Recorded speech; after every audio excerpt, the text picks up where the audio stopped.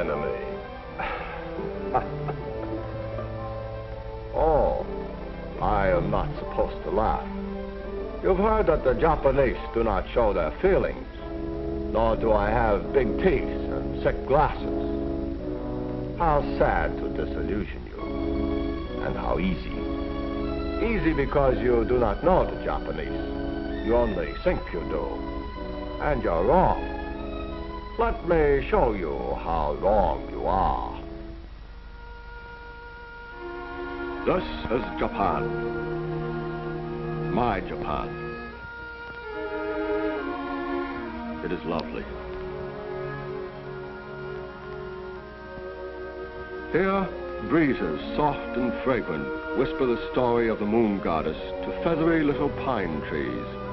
Here, dainty bridges hover over tiny streams, like hummingbirds over flowers.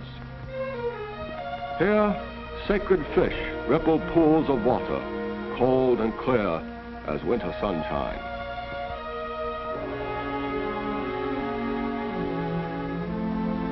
Here, too, stands Fujiyama, the holy mountain, reaching down to the boiling center of the earth and soaring up to touch the stars, commanding us to fulfill our certain destiny to rule.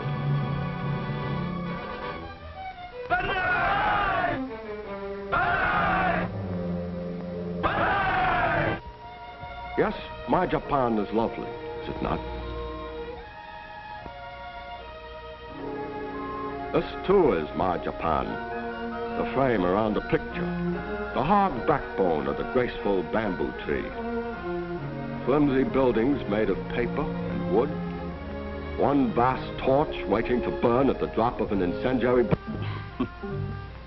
Look again. Neither fire nor earthquake can level our cities. You are finding that out, are you not? Nor do your bombings particularly impress us. London was bombed. Did England die? Tokyo, Osaka, Yokohama, drop your bombs.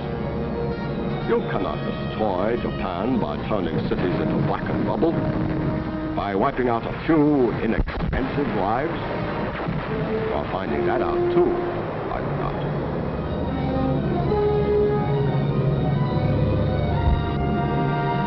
You cannot destroy Japan because you cannot destroy its heart, the Japanese people.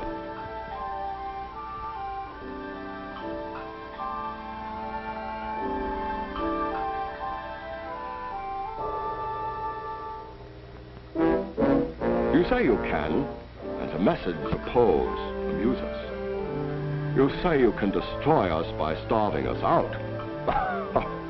You forget that we're not like you. We have no soft bellies crying for beefsteaks and butter and candy. We live well on simple food, easy to get. Starve us? It is easier to starve a fish in the ocean. You say you can destroy us by making sacrifices. How we suffer when you do not have a full tank of gasoline. How devastated we are at the sight of you jammed into pleasure trains. How we tremble when you have to wait to get into movies, restaurants, nightclubs. Sacrifices? What a delightful and foolish sense of humor you have. Or do you really take yourselves seriously? We don't. We think you're stupid. An admirable quality for an enemy to have. You say you can destroy us by outworking us. You must forgive me. This is one of the most amusing ideas of all.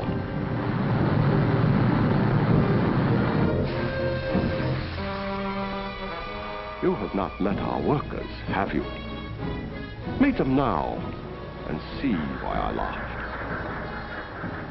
They work long hours than you do, twice as long quite often.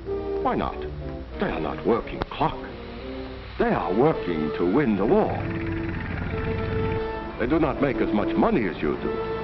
Well, they are not working to make money.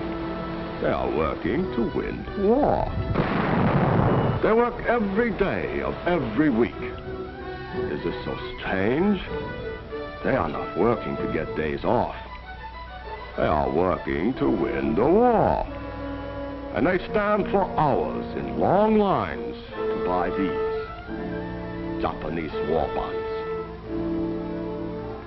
Turns in later, again you show your stupidity by assuming that we are like you. We hold our bonds to win the war. You say you can destroy us by outfighting us. You cannot. You cannot outfight us because the path ahead of you lies straight up the steep and rocky mountain of Japan, and it is slippery with blood. Your blood. You are a nation of bargain hunters. You will not be willing to pay the full price of victory. In pain, in work, in money, in lives. Guadalcanal, Tarawa, Saipan, Iwo Jima. You boast of them as major victories. To you, they are. Us, they are minor defeats. The loss of island outposts.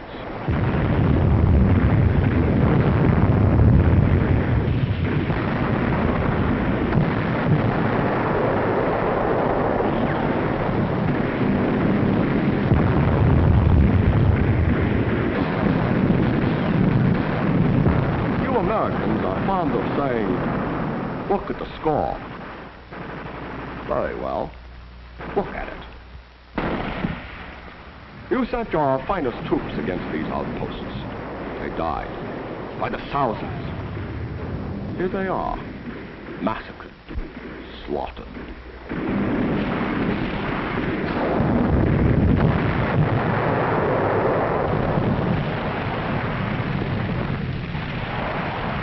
But you took the island, you say?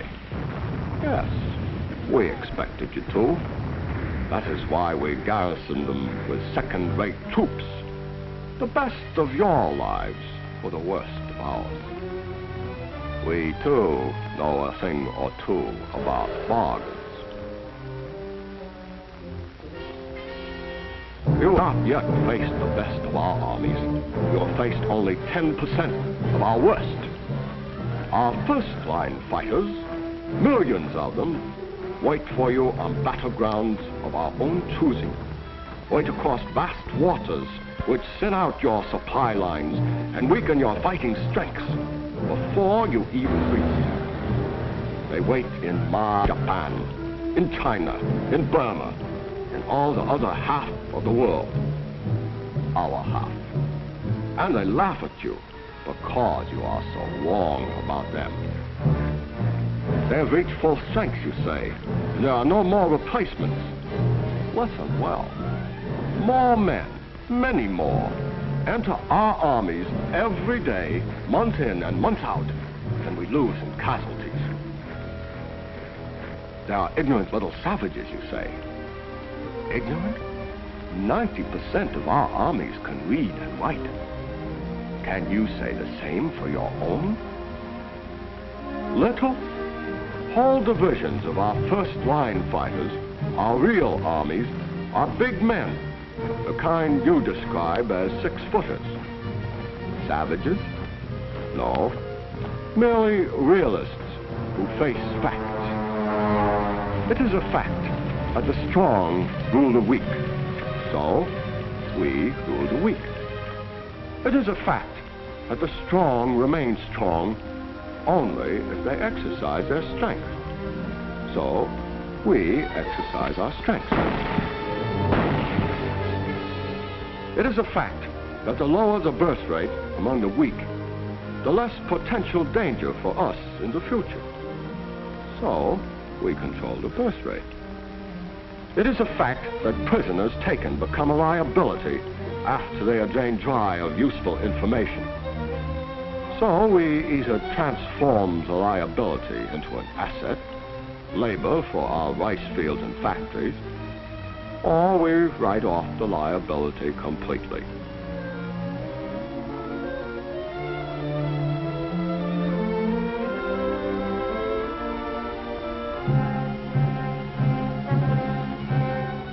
For further details, you might speak to those of you who were so long our guests in the Philippines, those who still live.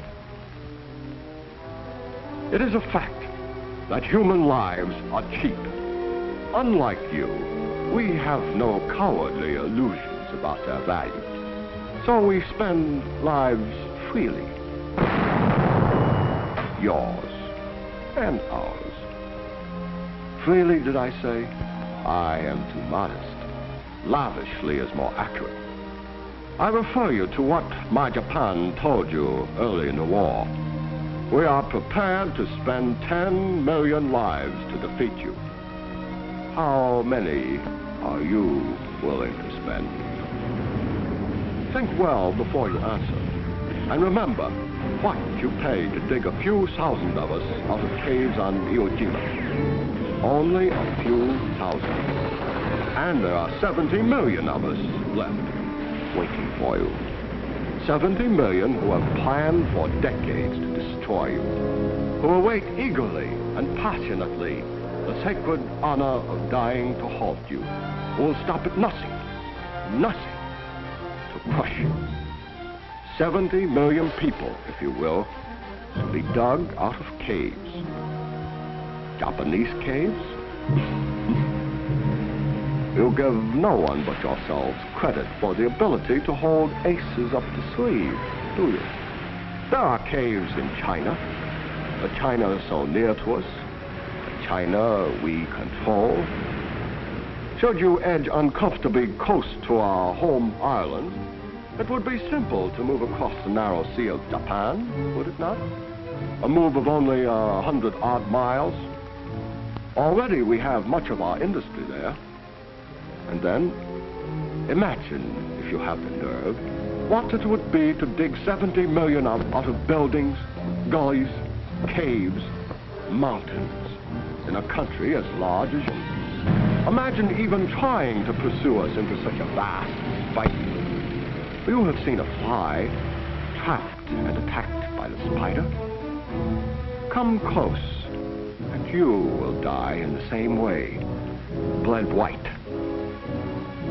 No, we have not even begun to hurt you, nor you us. Our war has not even started. We know this because we know the heart of Japan. You do not. We are not Germany. A walnut, we are Japan. A mountain easily eaten once the shell is cracked. A spider web, a flame that feeds on hate of you. Let the game begin. We gamble only once and for all time, and the stakes are all or nothing. Perhaps I disturb you with my harsh picture of what lies ahead.